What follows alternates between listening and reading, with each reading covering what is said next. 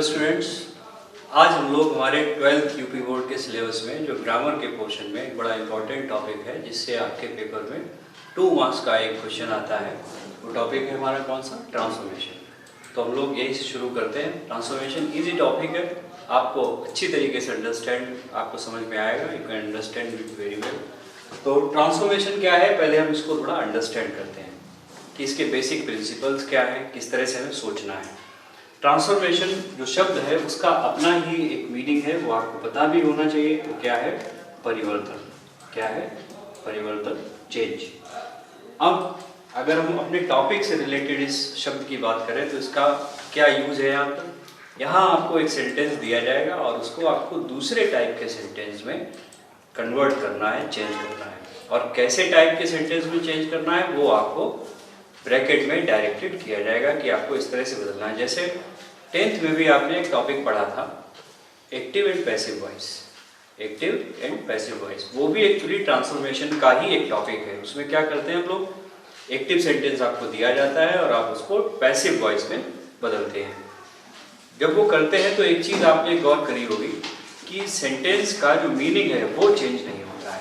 और यही बात ट्रांसफॉर्मेशन के लिए बहुत इंपॉर्टेंट है कि आप चाहे सेंटेंस को चाहे जिस तरीके के सेंटेंस को जिस भी तरीके के सेंटेंस में कन्वर्ट करें, चाहे पॉजिटिव से निगेटिव में कन्वर्ट करें, चाहे निगेटिव से पॉजिटिव में कन्वर्ट करें, चाहे इंटरोगेटिव से असर्टिव बनाएं, चाहे असर्टिव से इंटरोगेटिव बनाएं, चाहे आप एक्सक्लेमेटरी से असर्टिव बनाएं, चाहे असर्टिव से एक्सक्लेमेटरी बनाएं। लेकिन इंपॉर्टेंट बात जो आपको ध्यान रखनी है वो ये है कि आपका सेंटेंस का मीनिंग चेंज होना नहीं चाहिए, क्योंकि अगर मीनिंग चेंज हो जाएगा तो बेसिक जो प्रिंसिपल है वो टूट जाएगा, आपका सेंटेंस गलत होगा। ठीक, तो इसी टॉपिक को हम लोग डिस्कस करते हैं। इसमें कई सारे छोटे छोटे टॉपिक्स हैं, जैसे रिमूवल ऑफ टू है, एडिशन ऑफ टू है, इंटरचेंज ऑफ सेंटेंसेस है, interchange of degree of adjectives है ना, ये सारे टॉपिक्स है। एक्टिव पैसिव भी है आपके सिलेबस में, थोड़ा अपग्रेडेड है हाई स्कूल से। इन सबको हम लोग कवर करेंगे। तो हम लोग शुरू करते हैं कहाँ से? रिमूवल ऑफ टू से। तो हम ट्रांसफॉर्मेशन का जो फर्स्ट टॉपिक है उसको आज स्टार्ट करते हैं। पहला टॉपिक हम लोग लेते हैं जिसे हम क्या कहते हैं? Removal of too. इस टॉपिक से स्टार्ट करते हैं। रिमूवल मीन्स क्या होता है? हटाना, रिप्लेस करना। और टू क्या है इसको समझिए। पहले हम लोगों को टू अंडरस्टैंड करना है। तो अगर हम टू की बात करें, ये टू क्या है, इसका मीनिंग क्या है? तो टू के दो मीनिंग होते हैं। एक तो होता है भी, जिसे हम लोग ऑल्सो भी कहते हैं, सेम मीनिंग है। और एक दूसरा जो मीनिंग है टू का वो होता है क्या? अत्यधिक। अत्यधिक, बहुत अधिक, सीमा से ज़्यादा, ये मीनिंग देता है। तो फिलहाल जब तक हम ये टॉपिक पढ़ेंगे रिमूवल ऑफ टू, हम इस मीनिंग से हमें कोई लेना देना नहीं है, इसको हम किनारे रखेंगे। फिलहाल हमारा जो टू है इसका मीनिंग हम क्या मान के चलेंगे? अत्यधिक। ठीक। और दूसरी बात, बाई चांस कभी क्वेश्चन पुट अप हो जाता है कि टू जो है ये पार्ट ऑफ स्पीच के पॉइंट ऑफ व्यू से क्या है। तो अगर हम पार्ट ऑफ स्पीच की बात करें, पार्ट ऑफ स्पीच की अगर हम बात करें तो फिर इसे हम लोग क्या कहते हैं? एडवर्ब। एडवर्ब कौन से टाइप का adverb? Adverb of degree. Degree का एडवर्ब होता है ये, जिसका मीनिंग क्या है? अत्यधिक। ये बात आप अपने मन में बिठा के रखेंगे। अब हमें करना क्या है? एक्चुअली हमें एक सेंटेंस दिया जाएगा, उसमें टू का यूज किया गया होगा। जैसे the tea is too hot, sentence दिया गया, टू उसमें लिखा हुआ है। अब ब्रैकेट में लिखा होगा आपके पेपर में रिमूव टू, मतलब आपको इसी सेंटेंस को दोबारा राइट करना है, लेकिन ऐसे लिखना है कि टू को लगाने की जरूरत ना पड़े। लेकिन ध्यान क्या रखना है कि सेंटेंस का मीनिंग चेंज ना हो। अब अगर इस काम को हम इस तरह से करते हैं, देखिए,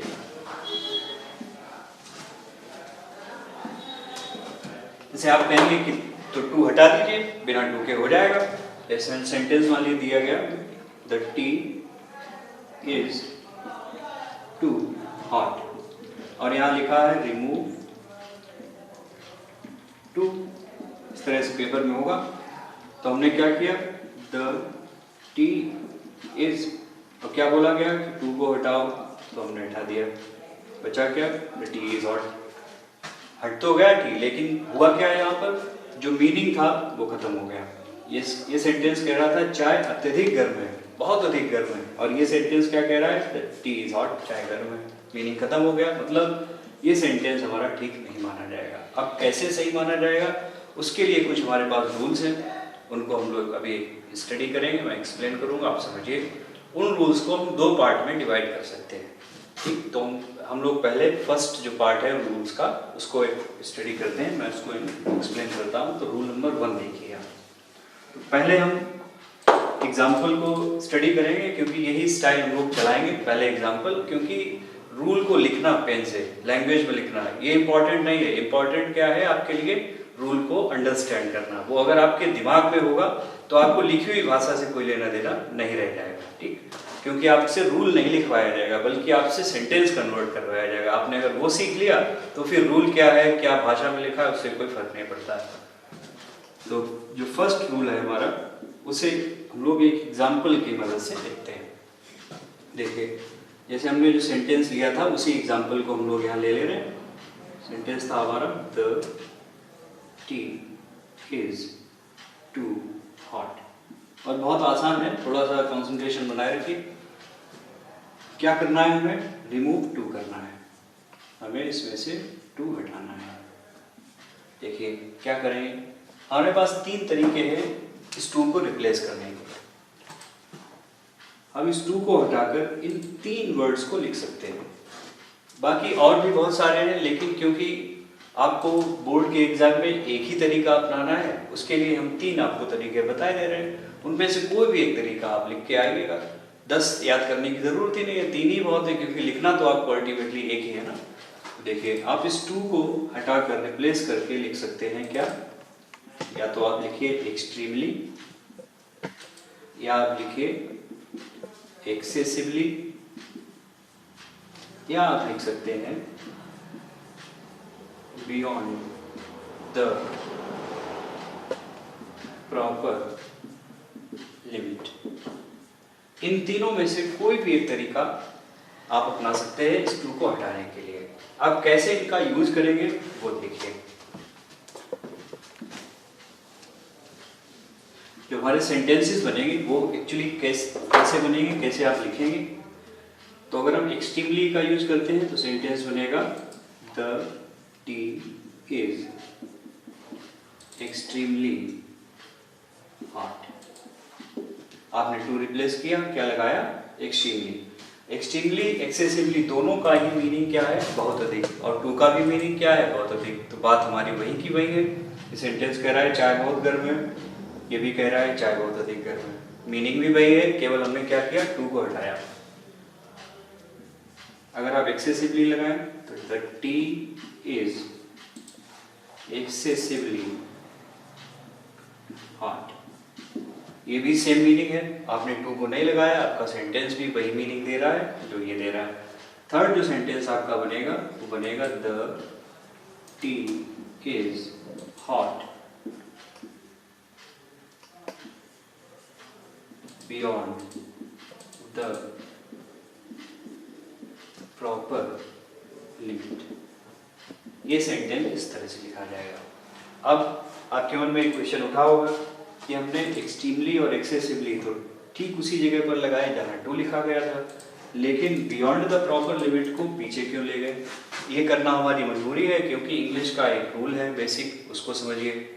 क्या रूल है कि ये जो टू है ये भी एक एडवर्ब है, फिलहाल एक्सट्रीमली है वो भी एक एडवर्ब है, एक्सेसिवली है वो भी एक एडवर्ब है, और ये तीनों वन वर्ड के हैं। कैसे हैं, वन वर्ड के, एक शब्द के हैं। लेकिन ये जो एडवर्ब है बियॉन्ड द प्रॉपर लिमिट, ये भी एक एडवर्ब है, लेकिन ये वन वर्ड का नहीं है, क्योंकि इसमें beyond the proper limit 4 word है। इसलिए हम इसे एडवर्ब ना कह के क्या कहेंगे, एडवर्बियल फ्रेज कहेंगे। एडवर्बियल फ्रेज, फ्रेज हो गया, क्योंकि ये एक ग्रुप ऑफ वर्ड है, इस वजह से। अब रूल क्या है कि अगर कोई भी एडजेक्टिव या एडवर्ब सिंगल वर्ड का है तो वो उस शब्द के पहले लिख लिया जाएगा जिसके लिए वो यूज हुआ। जैसे हॉट के लिए यूज हुआ तो पहले लिख लिया गया, एक्सट्रीमली यूज हुआ हॉट से पहले लिखा गया, यहाँ एक्सेसिवली यूज हुआ हॉट से पहले लिखा गया। लेकिन एडवर्बियल फ्रेज का क्या रूल है कि एडवर्बियल फ्रेज को आपको उस शब्द के बाद लिखना पड़ेगा जिसके लिए वो यूज होता है, तो बियॉन्ड द प्रॉपर लिमिट को आपको पीछे लिखना पड़ेगा। ये बात आप याद रखेंगे। अब एग्जाम में आप कौन सा बना के आएंगे वो आपके इंटरेस्ट के ऊपर डिपेंड करता है। वैसे 90% बच्चे इस क्वेश्चन का आंसर ये देंगे। अगर आपको अपने आप को डिफरेंट दिखाना है तो आप ये वाला लिखिए। 10% बच्चे ही शायद ये वाला आंसर लिखेंगे। ठीक तीनों है, आपको नंबर 2 ही मिलेंगे, बट ये बात है इंप्रेशन की। एग्जामिनर के ऊपर इंप्रेशन आपका थोड़ा अलग पड़ेगा। ठीक है, तो ये रूल आपको समझ में आया कि किस तरह से हमने ये रिप्लेस किया। अब जो अगला रूल है उसका बेस हम अभी बनाना है। बात क्या है कि आप ये कैसे पहचानोगे कि हम यही वाला रूल अप्लाई करेंगे, इसको भी थोड़ा समझिए। यहीं पे हम लोग इसको थोड़ा अंडरस्टैंड करते हैं। मैं यहाँ 2 सेंटेंस लिख रहा हूँ, फिर उन्हीं की मदद से हम लोग आगे का बेस क्रिएट करते हैं।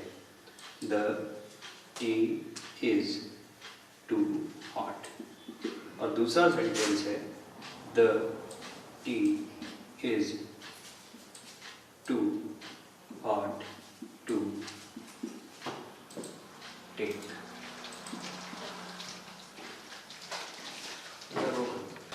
तो ये दोनों सेंटेंसेस मैंने लिखे।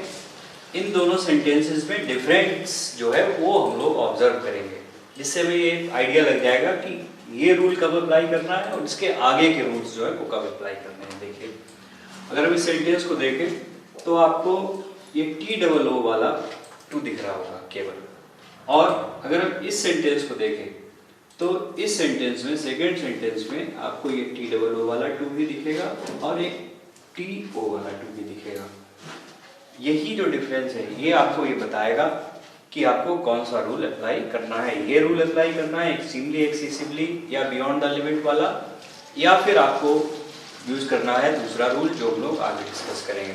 देखिए, तो जब सेंटेंस में अकेला ये टू, एडवर्ब वाला टू दिया गया है, तब तो आप यूज करेंगे क्या, एक्सट्रीमली, एक्सेसिवली या बियॉन्ड द प्रॉपर लिमिट वाला तरीका। और अगर ये वाला टू प्लस साथ में ये जो जिस प्रीपोजिशनल टू जिसे कहते हैं, प्रीपोजिशन वाला टू, या ये टू प्लस ये वर्ब की फर्स्ट फॉर्म, इस तरह का फॉर्मेशन दिया गया हो, ये इसे इन्फिनेटिव कहा जाता है, टू प्लस मेन वर्ब की फर्स्ट फॉर्म, इस तरह का कुछ दिया गया हो तो रूल हमारा अलग है। वो रूल हम लोग अब आगे डिस्कस करेंगे।